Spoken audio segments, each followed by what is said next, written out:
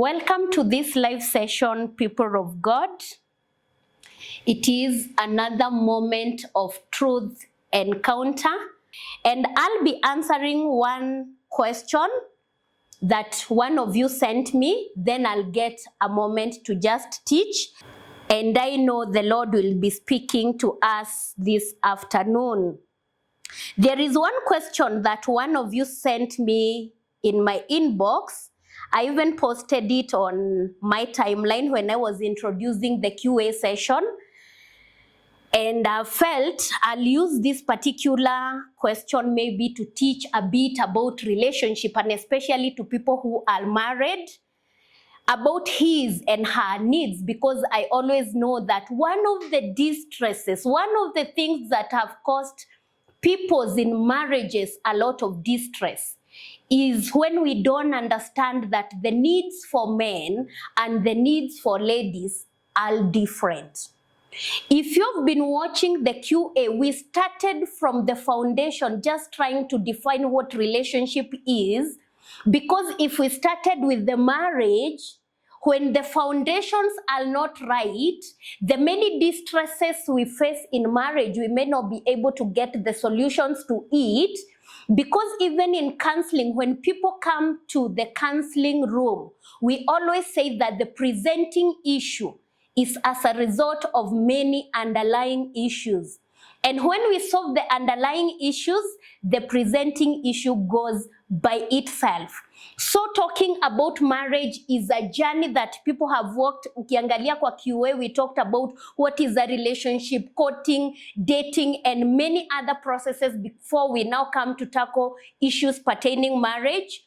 Kwa sababu you'll find maybe the distresses that people are going through in marriage, the foundation of how this relationship started is the issue. And when we don't know these truths, we may keep on tukisugua, tukijaribu understand, tukidanganyia shetani.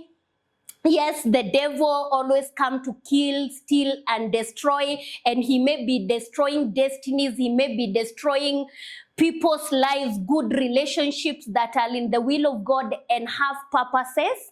But as a counselor, I know that any presenting issue, whatever distress you may be going through in your relationship, in your marriage, if we dig deep into the foundations, and that's why you saw I was not answering such questions, we went to the background of understanding relationships, vitu zingine zitaenda zenyewe. And one of the ladies, and I hope my friend you're following, asked me, kindly post for me and hide my identity. As a counselor, confidentiality is always guaranteed with me. It has put me in a lot of troubles because people have shared with me very confidential information in institutions where I was supposed maybe to talk about them, but I couldn't. But to me, anytime you share your issue with me, they remain confidential, and that's ethical code of every counselor. Unless you come and say you want to kill yourself or you want to kill another person, or by court order, that is the only time we are allowed to break confidentiality. And this person says, I got married in 2016. We have had a good marriage and blessed with one child. My husband is a pastor who loves the Lord, works so much. My problem is that my husband keeps on saying that I'm not closer to God the way he wants me to an extent. He stopped having sex with me. Yeah, I'll use openly that word. I'll not try to hide it, because even in this generation, the young people know much about sex even more than many of us, and you'll find maybe even the information they have pertaining this conversation is an error. That's why sexual conversations are not conversations that ni za usiku anymore. No, they should be taught in broad daylight to be able to empower the community to know truth about these issues. The last time he had sex with me is in March 2022. This thing is stressing me. That has led me into masturbation. another great distress, like because of the husband's action, now this one has turned to find solace in masturbation, which I believe masturbation by itself is a topic I'll talk about to understand the effects, the consequences of masturbation to people in marriage and people who are doing it and they are not married, because I know there is a way imekuwa sanitized, like it is good to do it, ina relieve stress, badala ya kucheat, heri kufanya hivyo, but there is no, hakuna sin kidogo, na ultimately it's not right. I'm not trying to judge this person. It is an escape or a safe space they are found in masturbation, and when marriage is in distress, many people find ways of trying to escape from what they are going through at that particular moment, either through masturbation. Others now find themselves in affairs, na shida inaendelea kuwa kubwa zaidi. I'm draining spiritually and financially. Kindly help me. He stopped caring on allegations that I'm not spiritual as he wants me to be. People of God, I hope you've heard that question.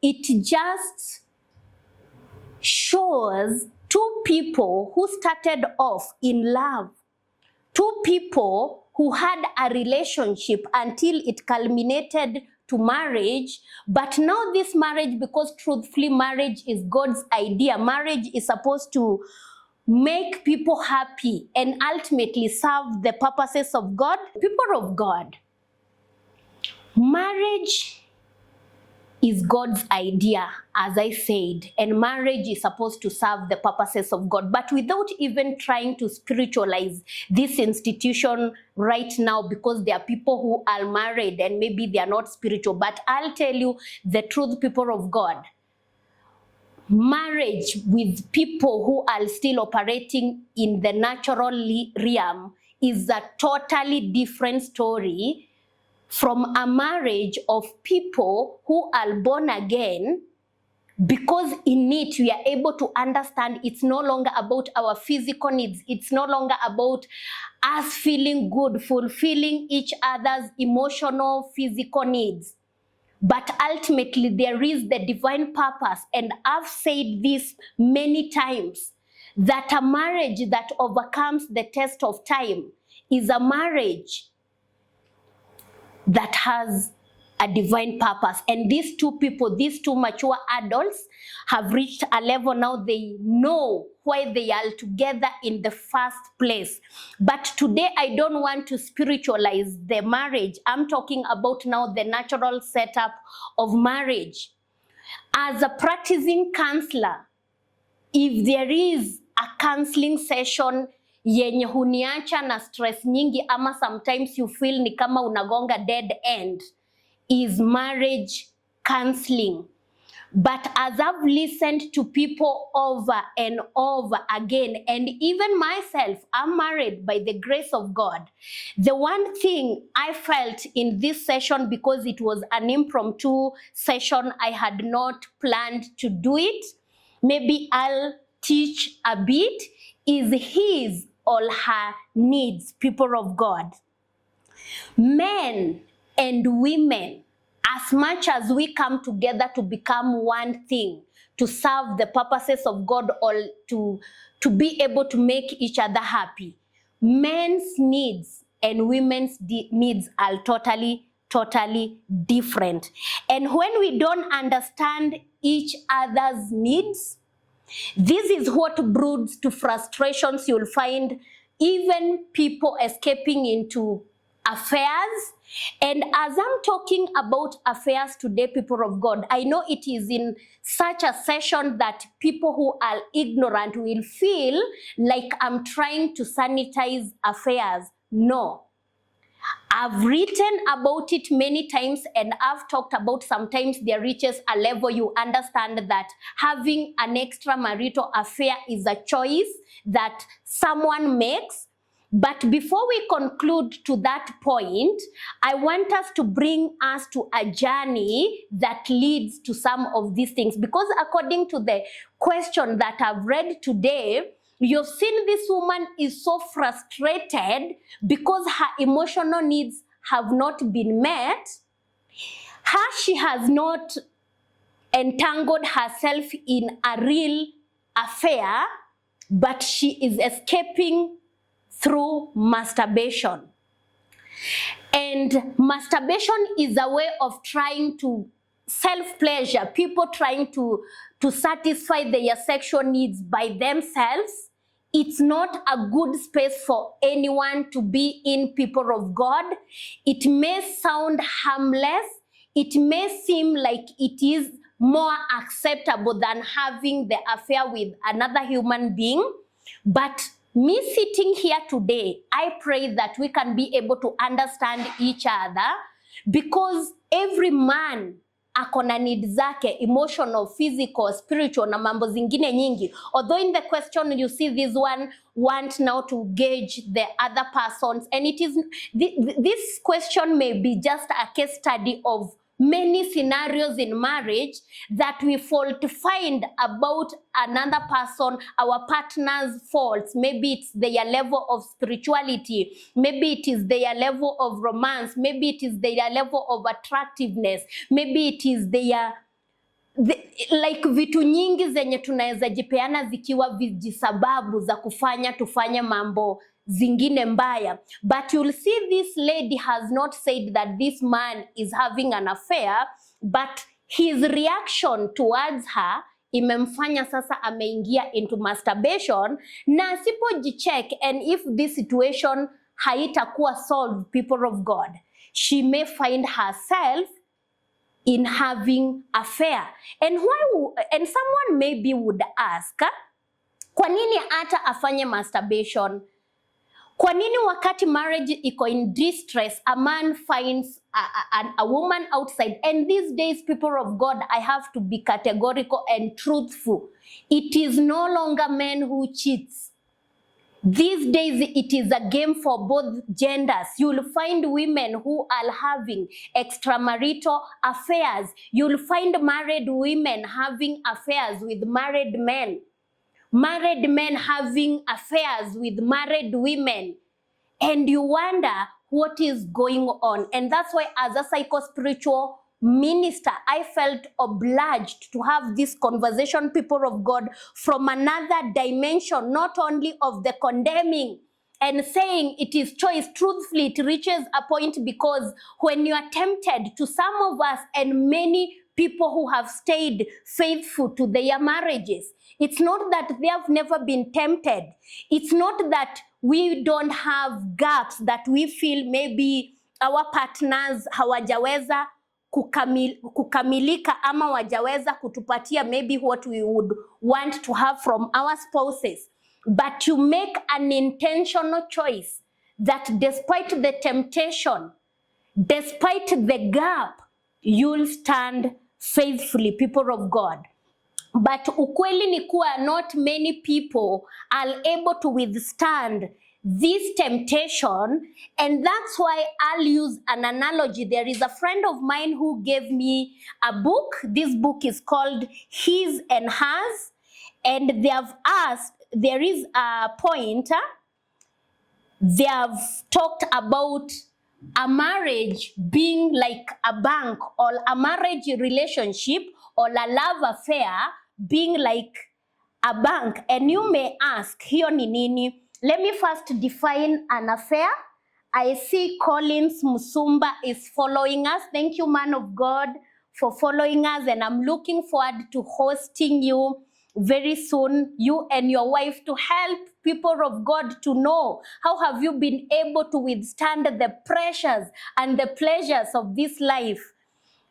Kwa sababu hii maneno ya marriage imekuwa kizungumkuti to people of God, and many people are using different things to justify whatever they are doing. What is an affair?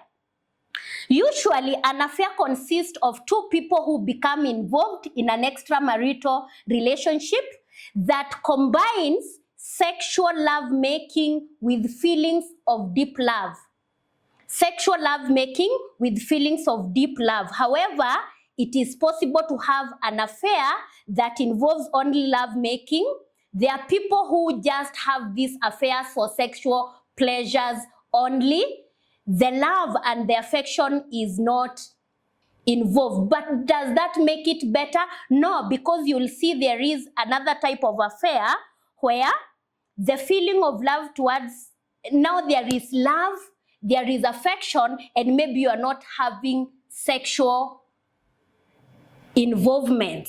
Both emotional and the sexual affairs affect marriages. Example, when this person is not able to solve the emotional gap between their partners, like you're no longer sexually attracted to your spouse because of one reason or the other. And I tell you, people of God, because me, I speak as it is. When I'm giving the bank analogy, you realize that when we don't deposit in our spouses' lives emotionally and even physically, if us ladies, we stop taking care of our physical well-being, especially to us who are spiritual, we over-spiritualize love relationships, and you say you don't really care how you look physically.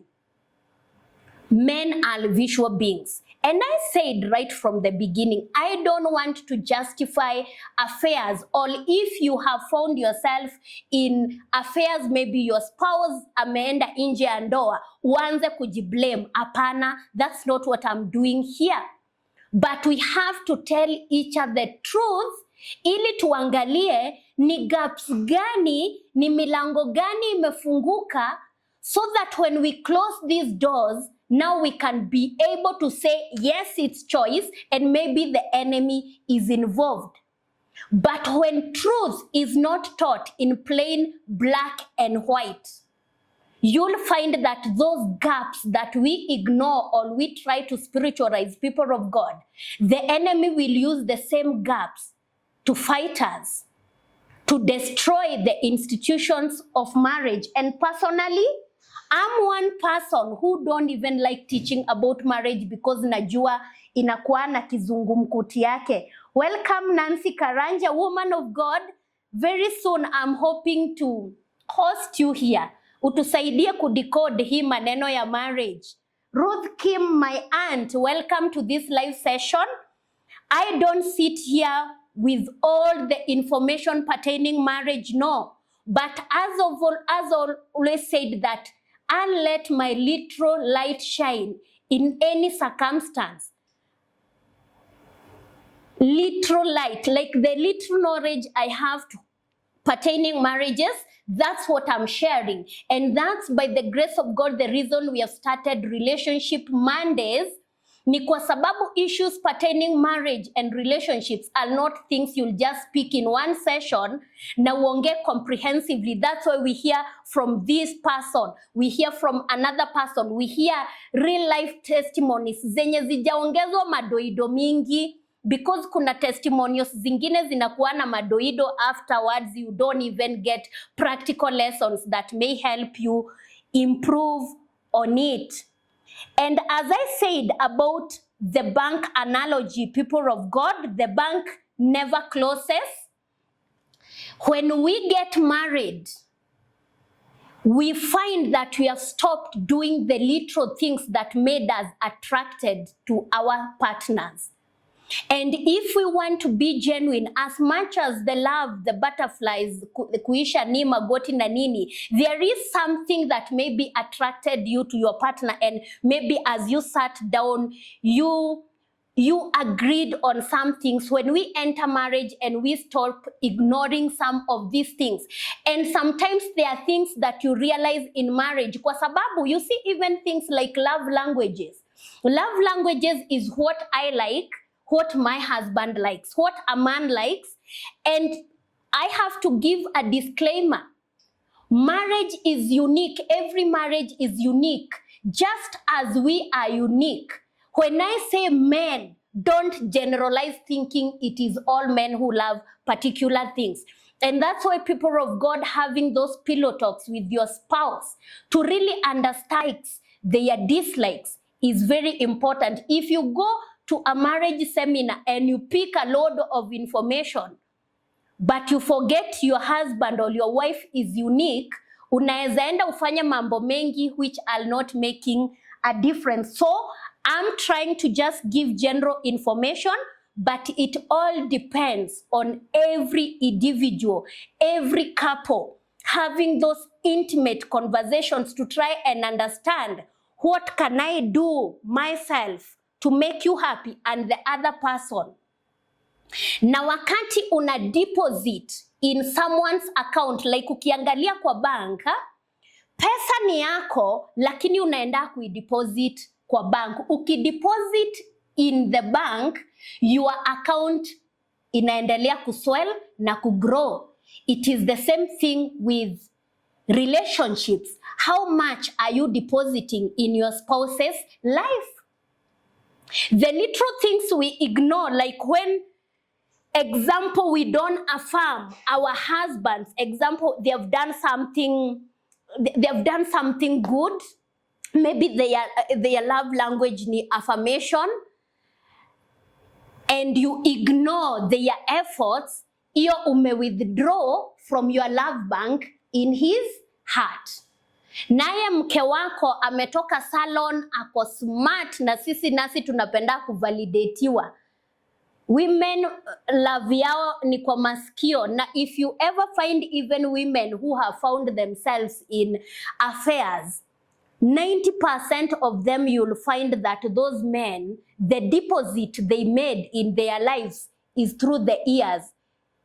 Wakawadanganya. And even men, when they are having affairs with ladies, they start by talking to them. What am I saying, people of God? That we are relational beings.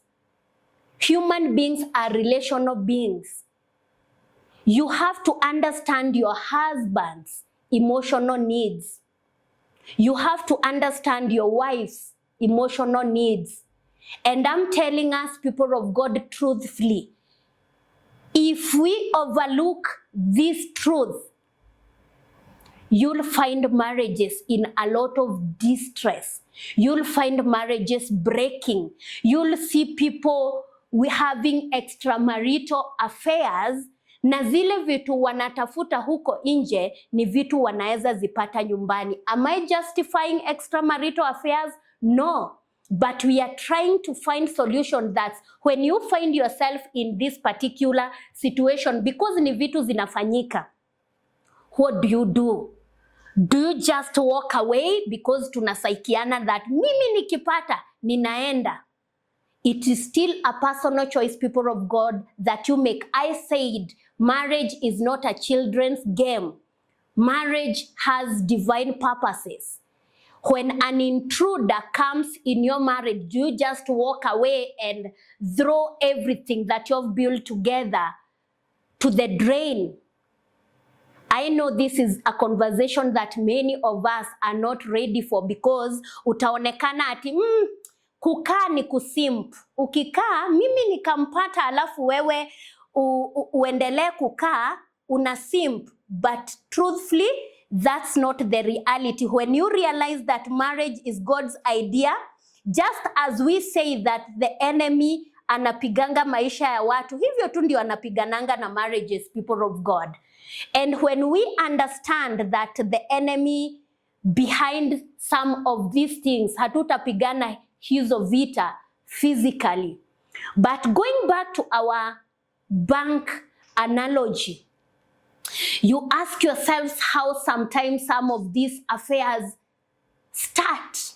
Some of these affairs, how they bloom, how they are sustained. Na hata ikuangi mambo mingi, ni hiyo tumesema his need, her need. It starts from friendship, then you start having these intimate conversations. These men who cheat or after married ladies, they are smooth talkers. What they do is deposit in their hearts, like conversations zenye zinakaa like they care. Na huyu mtu akienda nyumbani, mume wake kazi yake ni kushout, kumuona ni kama sio anything, even when you are born again. And that's what makes a difference between me and many marriage counselors, because I'll tell you as it is and talk the truth. And I said as I was starting this session, these are those sessions that you are told, hey, Mary Morgan, you are sanitizing some of these things. But this is the truth, people of God. The same thing with the men. The validation, the affirmation, ku-encourage you. And let's go even to the physical attractiveness. I'm not saying physical attractiveness of ujibleach, uongeze ma stronghold, ufanye nini to try and please this person. No.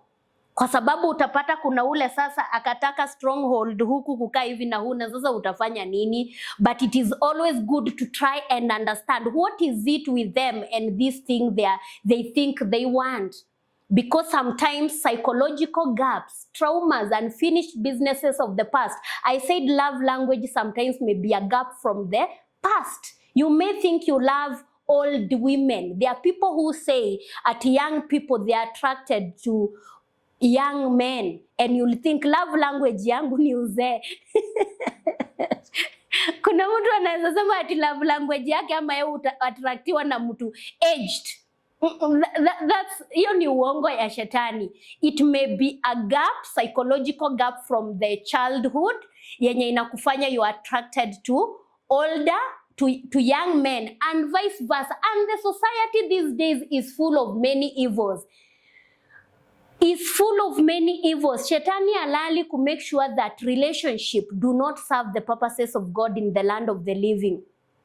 But if we teach each other truth, when we don't ignore the love bank, when we don't ignore the love bank analogy of every day you're making sure you are depositing in your lover's life, and not with what you think they like, because hiyo ndio huleta stress. There are ladies who think at all men love language yao ni ukimpikia vizuri atafurahia. Unaenda jioni unapika, anakuja hata hanotice umepika. Why? Now people say that all men's love language that is the stomach. I've heard that many times, but don't think it is every man. Sit with your spouse, understand what makes them happy, what makes them functional emotionally, physically, spiritually. Like you see this lady in the conversation, in the question that I read, this man thinks the wife being spiritual, but to me here I would say religiosity is what will make them happy. Hata maneno ya kanisa imekuwa distress. A man who is too spiritual, or would I say too religious, they feel their spouses are carnal, or vice versa. Women who are too spiritual, they feel their spouses are carnal. This is a conversation that you should have with your partner, people of God. Understand to them what is this spirituality. What is this they feel unapungukiwa? Is it the prayers? It is the reading of the word? Is it the dressing, or what is it? Because if you overlook and feel, my spirituality has nothing to do with my marriage, it may become a door which the enemy will use to destroy your life. And you see, people of God, like my friend who wrote that question, the one who is getting destroyed is not the man, is you. Because we said we are emotional beings, we are relational beings. When this man is not playing his part, unapata now you're trying to escape through masturbation, which is another thing which will give you a lot of distress even when you reconcile. Because people who masturbate, they raise the bars high. Sexual expectations can never again be fulfilled by a human being. Self-pleasure is destructive psychologically, people of God. I'm saying, people of God, marriage is God's idea. Marriage is good. Personally, I always say marriage doesn't work. It takes two intentional, mature people to work on it. And that's why sometimes I know when it is not worked on it, marriage inaweza kosa kuwork, because it takes two to tangle. In this marriage and love relationships, people of God, if you are depositing in someone's life, when I go back to the bank analogy, you are depositing in someone's life physically, emotionally, spiritually, but then they are just withdrawing, but they are not depositing. Truthfully, that marriage will fail terribly.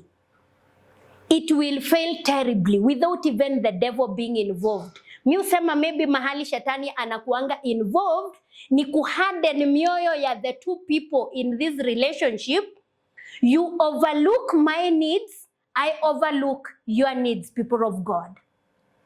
Even spiritualizing marriage, over spiritualizing marriage relationship is a distress by itself. If there are marriages that are going through distresses, people of God, ni ya watu wenye wako katika ufalme wa Mungu, na istahili kuwa hivyo.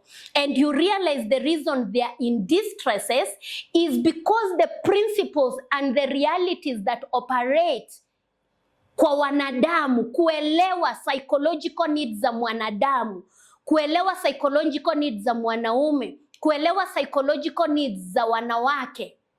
We want to funika and overlook that na tuingize kiroho mingi. It cannot work. Because even when I say I love you, you love me, other than that the divine purpose that is in this, there is nothing spiritual about that. Unanifurahisha na kufurahisha. But do you know the psychological needs of your husband or your spouse or your partner? Do you know the psychological needs of your wife, people of God? Because when we don't know them, you'll find someone else somewhere maybe observing, learning, and they'll use that knowledge to completely destroy the marriage. The ego, the perception that we have pertaining marriage, even when affairs happen, people of God, it is not reason enough to dissolve the marriage. But when you've tried to solve, when you've tried to sit down, understand each other, to me, I always say, and that's something I've tried with the couples that I've met in the counseling sessions, and some feel very frustrated when I go to this direction. When you come and an affair has happened, the first journey before even we go to the healing and the forgiveness, we look at what doors have been opened, what are the gaps. And the victim may feel very aggravated at the situation, but first we understand when we go to counseling pertaining this marriage relationship, what is the goal? Do you want to mend it or you want to dissolve it? Because again, if someone does something wrong to you pertaining love, marriage, and you've decided you just want to end that marriage, don't even waste a counselor's time. Kusema you want to talk when you have already a predetermined mindset. But if you're serious that you would want this marriage to be worked on, if you two agree, because I've said it takes two to tangle, that you would want this marriage to work, two intentional people can be able to face any situation in marriage. And I always feel many people who go to counseling sessions, those are great opportunities to start over to the glory of God, because there we do psychoeducation, because many people sometimes they don't overlook their partner's psychological needs. Kwa kiburi, sometimes it's ignorance, because you'll find we were oriented by culture to think mwanamuke anatakanga tu akikula akishiba ako tu sawa. Our men maybe they were oriented that way. Na kiwa amekupa chakula umekula umeshiba, they wonder shida yako ni gani tena, sasa unataka nini ingine? And I said the vice versa. Our mothers, you'll find that bora food imepikwa, nyumba iko neat, you think that is okay with every man. That's not the truth, people of God.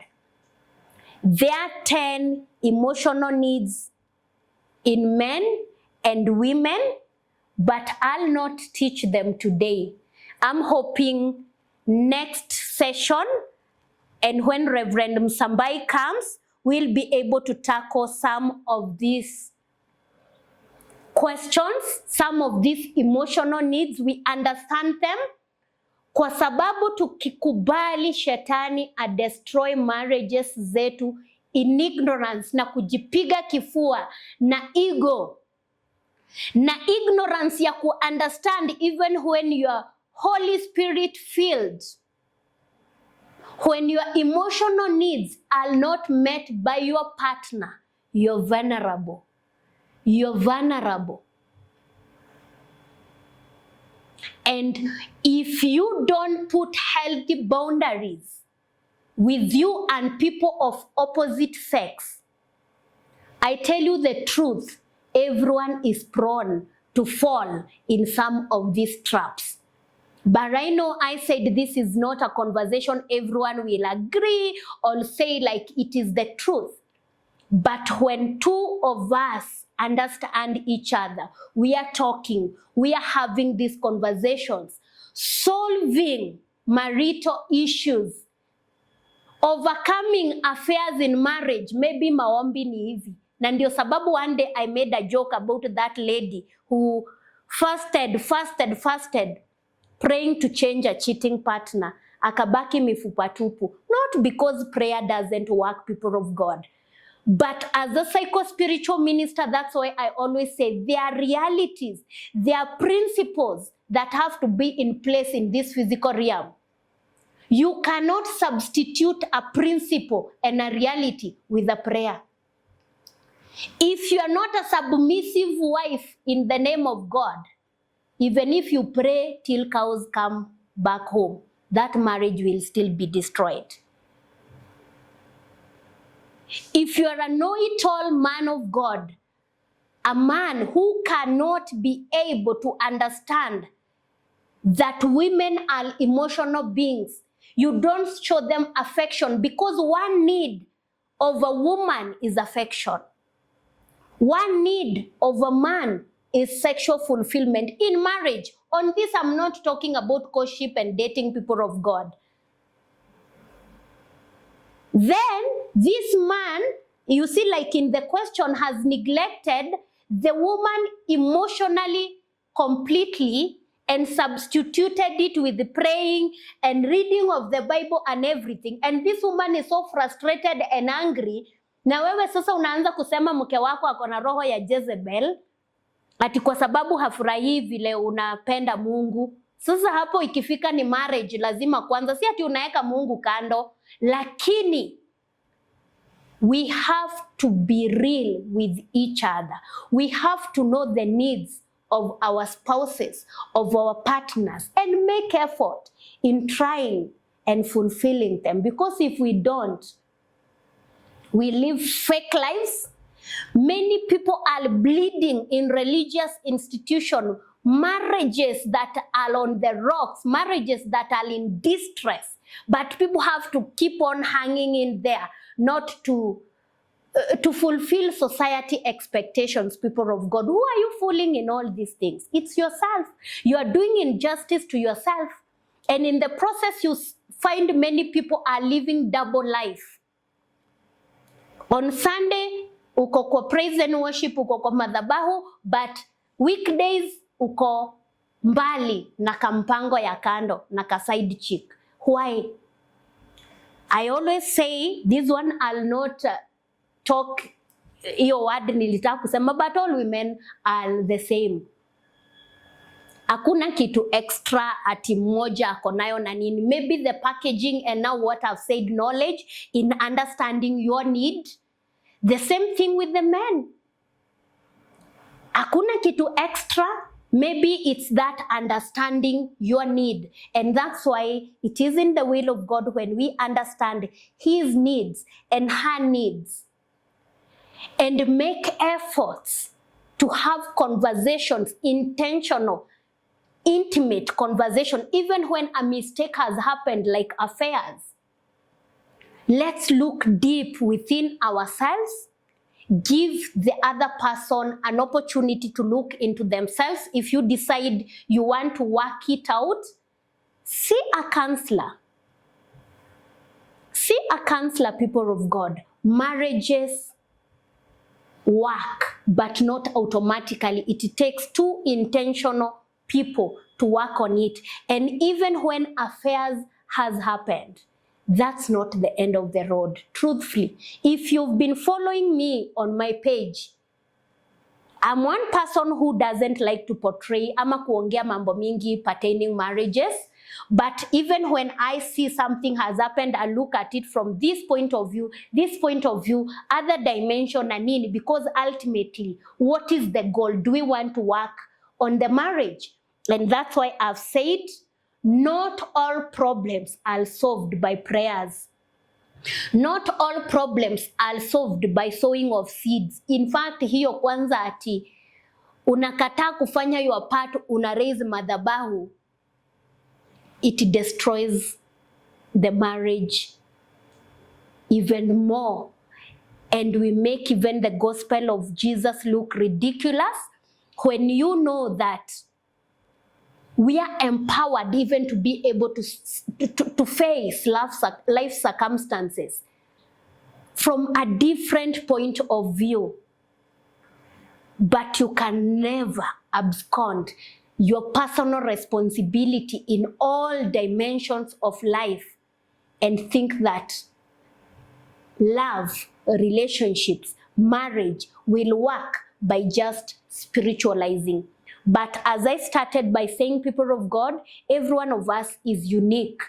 Though there are general principles, general needs, emotional needs and everything, kila mtu ni unique in their own way. Ask your partner, unaweza taka nikufanyie nini? What makes you happy? What makes you comfortable? What makes you feel man enough? What makes you feel treasured?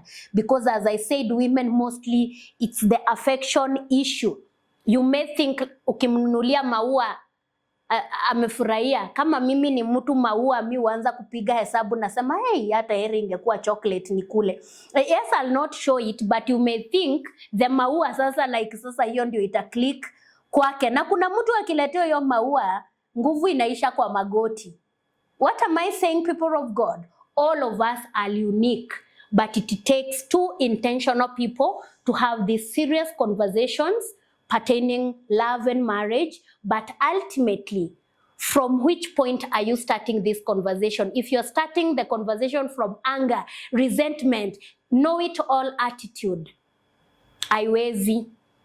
It is by being empathetic with your partner, and the same way, then we go to the bank analogy. Ask every day, which deposits are you intentionally making in your partner's life? But if it's just withdrawing, you shout today, you ignore tomorrow, you abuse, you overlook, you disrespect, I always make. But intentional deposit in your partner's life, intentional deposit in your partner's life, because we are emotional beings, they'll make marriage work. And if you are not depositing, someone is depositing somewhere, maybe consciously or unconsciously, intentionally or unintentionally. They are depositing in your partner's life. But as said, people of God, I can never try to justify some of these things. Every marriage is unique, but it is in the will of God when we have functional marriages, functional relationships. Mi uona pangu, like there is a statement I've always made, and it has always ijakuwa iki sync well with religious people, that God hates divorce, yes, but he doesn't hate divorcees. There are marriages, if you are not depositing in your spouse's life, it is just withdrawing either by verbal abuse, emotional abuse, physical abuse, financial abuse. What is left to hold on to, people of God? what is left to hold on to? And that's why we have to always use the word of God from a holistic point of view. We understand the whole counsel of God, because if someone says God hates divorce, na mimi husema God's plans for everyone's lives are for good, to give us future hope and a prosperous end. And that's why every day, even when a distress has occurred in marriage, we should not take advantage of each other spirituality or what God is saying, but we look for ways to solve the differences. Next time, and maybe this week, I'll talk about the 10 emotional needs of every human being. But I've said ultimately, it's not a custom stone. Every one of us is unique. Seek to find and understand what is the emotional needs, or what are the physical, psychological, spiritual needs of your partner. Do your part, then leave the rest to God. When you've done your part, after when something happens, you always feel, there is nothing more that I would have done. But when you have not done your part, when something happens, you live in regrets, thinking maybe I would have done this better. But I've said, there are people who will hate you with no reason. There reaches a point, love becomes sour. Someone hates you despite the deposit you're making and everything. They still don't appreciate, but always do your part. Personally, Mimi, I believe, maybe I'm ignorant in this part. When you invest in someone's life continuously, without even having expectations of them reciprocating it, over time, you reap the benefits. But at the same time, if you do it and this person decides to reject whatever deposits you've made, then there is nothing more you can do. Hapo ndio tunasema, now you can pray the will of God to be done. The Lord will lead you in those matters, but marriage works. And I said many people may be ignorant pertaining these truths, and that's why psycho-spiritual sessions are there to give us and impact us with knowledge. Until next time, it is shalom and bye-bye. Thank you.